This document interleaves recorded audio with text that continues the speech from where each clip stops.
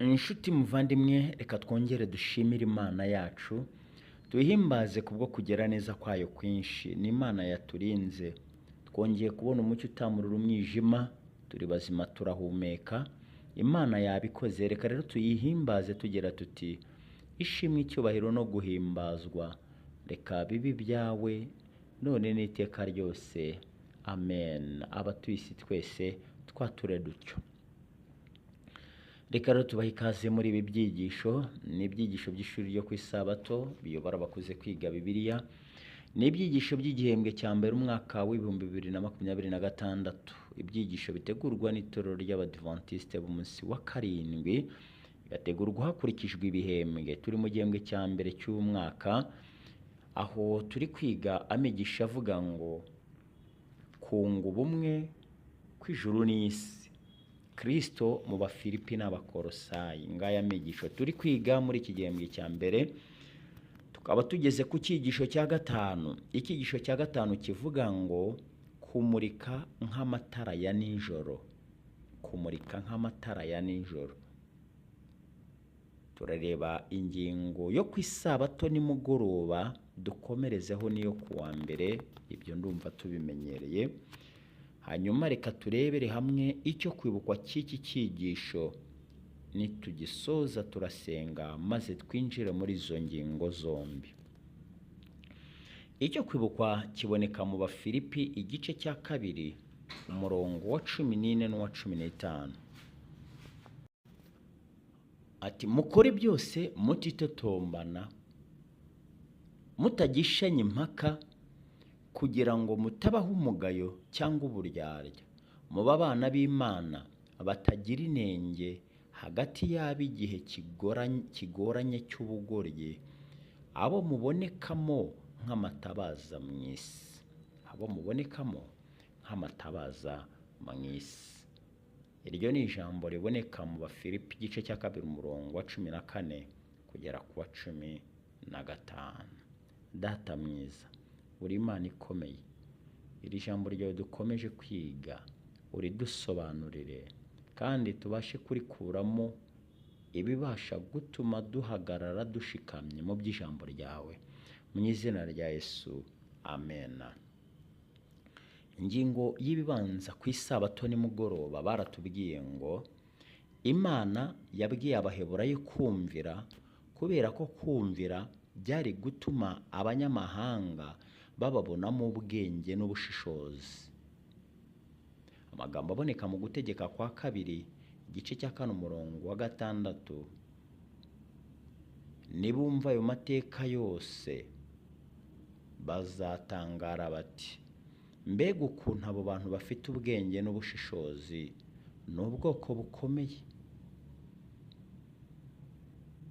Nyuma y'ibinyejana runaka, Yesu nawe yavuze aya magambo ati, ni njye mucyo w'isi, unkurikira ntazagenda mu mwijima na hato, ahubwo azaba afite umucyo w'ubugingo.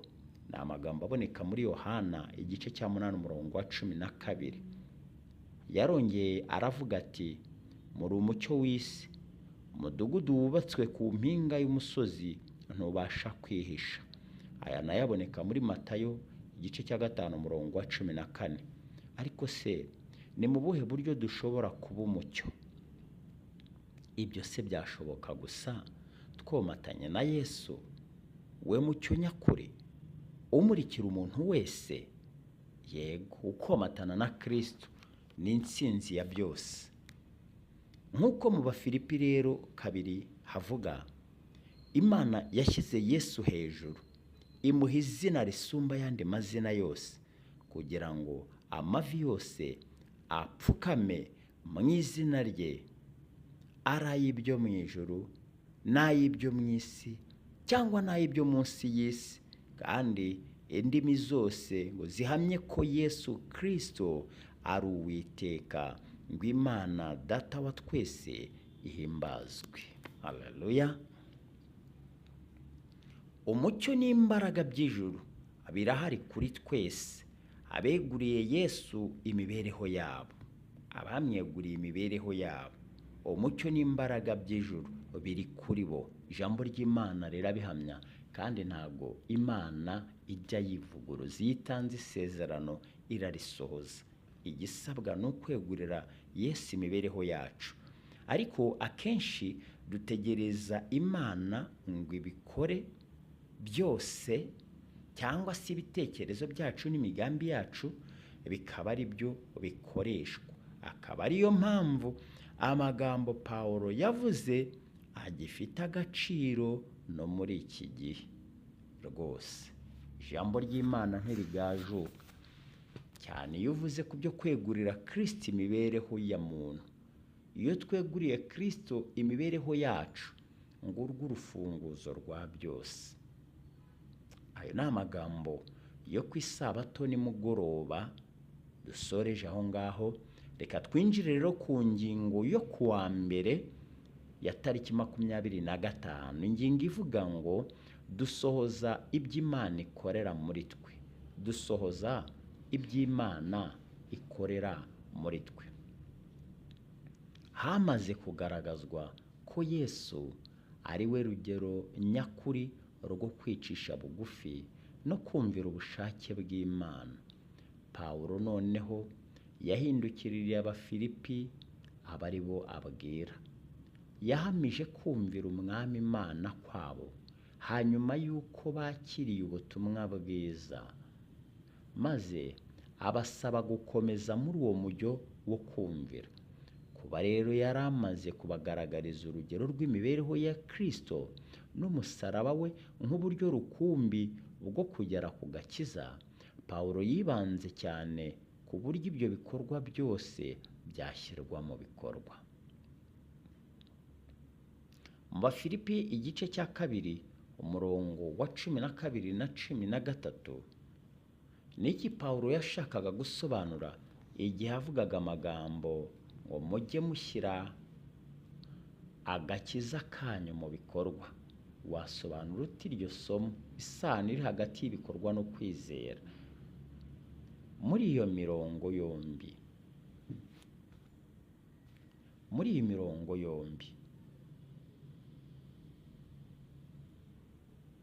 Pawulo ntavuga ubutumwa bwiza butandukanye n'ubwo yavuze mu Baroma no mu zindi nzandiko ze. Dushobora kwiringira tudashidikanya ko ubutumwa bwe aha buhuje n'ubutumwa bwiza bwo gutsindishirizwa kubwo kwizera, ari nabwo yabwirizaga i Filipi n'ahandi. Ni ingenzi guha agaciro ibyo Bibiliya ivuga ku ngingo iba yatanzwe, cyane cyane ku ngingo ijyanye n'agakiza ishobora kumvikana mu buryo butari bwo. Amagambo aboneka mu Baroma igice cya 3 umurongo wa 23 na 24, ndetse n'Abaroma igice cya 5 umurongo wa 8, icya 3 umurongo wa 23. Aha haratubwira ngo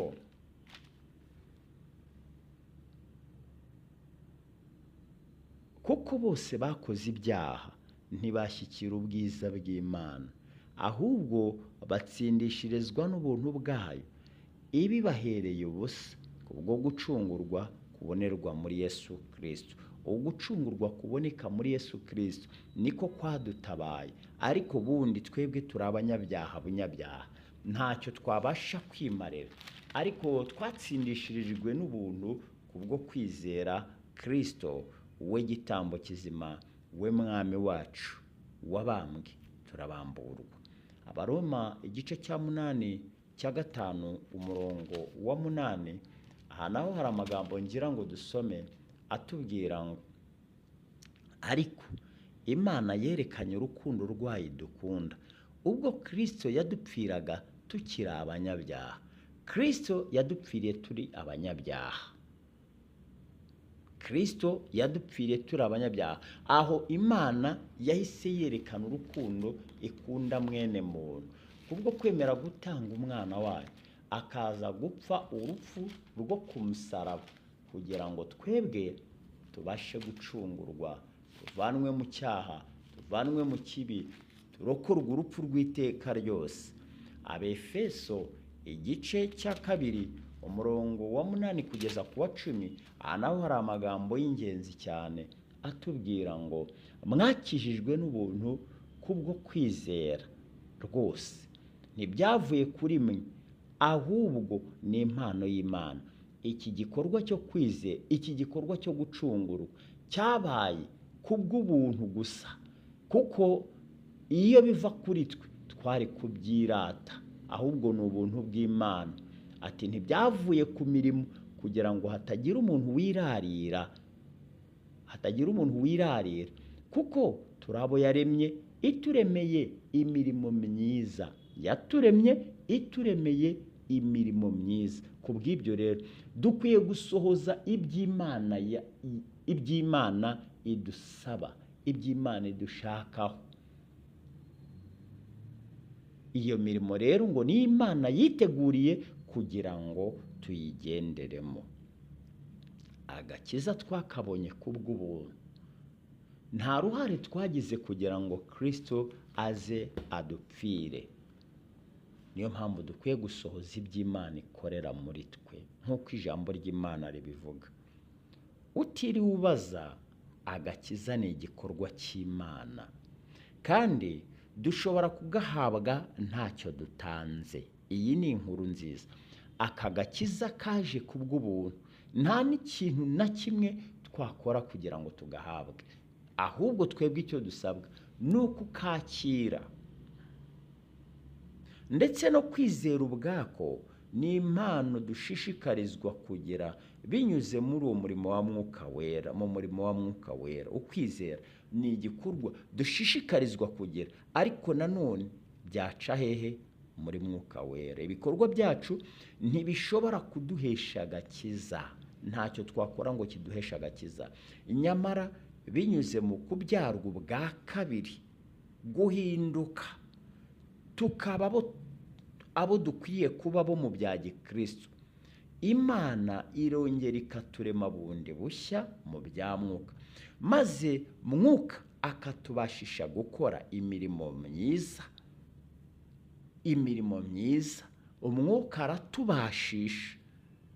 Imirimo ya Mwuka ikorerwa muri twe, kandi iyi mirimo idushoboza guhitamo ikintu cy'ukuri, tukarwanya ikigeragezo, tukagira n'amahitamo meza. Tugira amahitamo meza,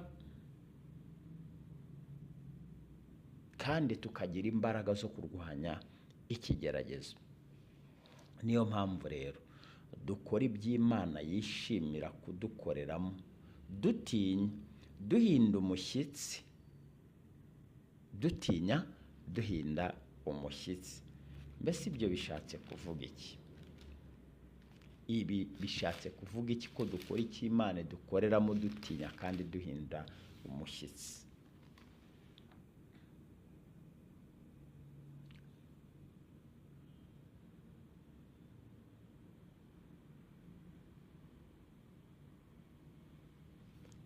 Mbese ibyo bishatse kuvuga iki? Bishatse kuvuga se ko tugomba gutinya urubanza rw'Imana mu ntege nke zacu zo kumvira? Oya, ntabwo ari uko bimeze. Iyi nteruro igaragaza ko tuba twumva ko Imana iri hafi yacu. Haleluya. No kumva ko ari ngombwa ko tuyumvira. Icyo nicyo dusabwa. Ni mu zihe nzira rero wigeze wumva ko Kristo akorera muri wowe? Ni mu buhe buryo kamere yawe y'ubunyacyaha irwanya iby'Imana ikorera muri wowe? Kandi ni mu buhe buryo warwanya iyo rukuruzi? Nshuti muvandimwe, kamere ikorera muri twe iteka ihora ibogamiye ku kibi, ihora irwanya iy'Imana. Ariko nta gushidikanya, reka nkubwire yuko ayo matungo abiri turimo, irigaburirwa cyane niryo ritsinda. Nitugaburira kamere y'Imana cyane, izatsinda iy'umwanzi. Reka rero twihate ijambo ry'Imana, twihate inama z'Imana, dusome ijambo ry'Imana, tuganire ijambo ry'Imana, nta kabuza tuzagira ibidukingira imyambi y'umwanzi. Mwibuke yuko ukwizera niko kuzimya imyambi y'umwanzi, ariko ijambo ry'Imana ikaba inkota ityaya mugi yombi idufasha kurwana kuri uru rugamba. Nidusome ijambo ry'Imana tukagira ukwizera kubw'amasezerano y'Imana twasanze muri iryo jambo ry'Imana, biragoye kugira ngo umwanzi aduhangare. Reka Imana idufashe gusohoza ibyo ikorera muri twe, idufashe kuyumvira no kugendera mu mahame yayo no kuba mu murongo ukwiriye. Icyo nicyo mbifuriza kandi nanjye nibyo nisabira mu izina rya Yesu, amen. Data mwiza, turagushimiye, uri Imana ikomeye. Dukwiriye kumurika, dukwiriye kuba urumuri ku batuye isi nk'uko amatara amurikira umuhanda, abawukoresha ndetse n'ibinyabiziga bikagendera habona hakeye bikabarinda impanuka. Uko niko natwe dukwiriye kumurika tukagaragariza abatuye isi umucyo w'icyo twamenye, maze abawugenderamo ukabarinda gusitara no guhungabana. Reka iyo mbaraga uyidushoboze kandi uyiduhe, nta kindi cyabidushoboza usibye Mwuka Wera. Tugushyize rero mu biganza kugira ngo udusukire Umwuka Wera adushoboze gukora ibi byose bisabwa n'amategeko. Tugushyize mu biganza abana bawe bose bumvishira ijambo, ubahe umugisha. Reka tukwereke abadamu batwite, ubakomereze mu kiganza cyawe, ubarindire imbuto wabahaye, ubakomereze mu masezerano yawe. Ariko reka dusabire abataragiriwe umugisha nabo, kugira ngo bahe kwihangana no gutegereza kandi bagume mu byizerwa, babe ku mavi no kuba mu masezerano watanze bayiringire. Abari mu mazu y'imbohe turabakweretse, ubarinde kwiheba, ukomereze muri wowe. Ariko ikiruta byose ubahe kukugarukira, guhindukira, ariko kwihana gukwiriye, maze Data abantu nibabona imirimo yabo myiza bahere kubahimbaze wowe wo mu ijuru. Reka rero tugushyira mu biganza abarwayi bari ku bisasiro, ubarindire impagarike, kandi Data igihe washima yuko basinzira, reka ibyo bizabe. Ariko Data barakwiyeguriye, maze mu gitondo cy'umuzuko tuzabashe kubonana, kandi ukomeze abarwaza babo kugira ngo barinde kwiheba. Reka rero tugushyire mu biganza imfubyi n'abapfakazi, ubakomeze Data, uhagarare mu mwanya wabo, uzibe icyuho, maze ubakomeze. Reka rero tukwereke Data urubyiruko rwacu, ururinde, urubere maso, urukomereze mu kiganza cyawe, ubuntu bwawe bukomeze kuba kuri bo. Reka aho tugana Data twerekeje impagarike yacu duhirwe nawe, abatugana batugirireho umugisha, natwe abo tugana tubagirireho umugisha. Uduhe guhaha no kuronka, ibyo nibyo tugusabye mu izina ry'umucunguzi wacu.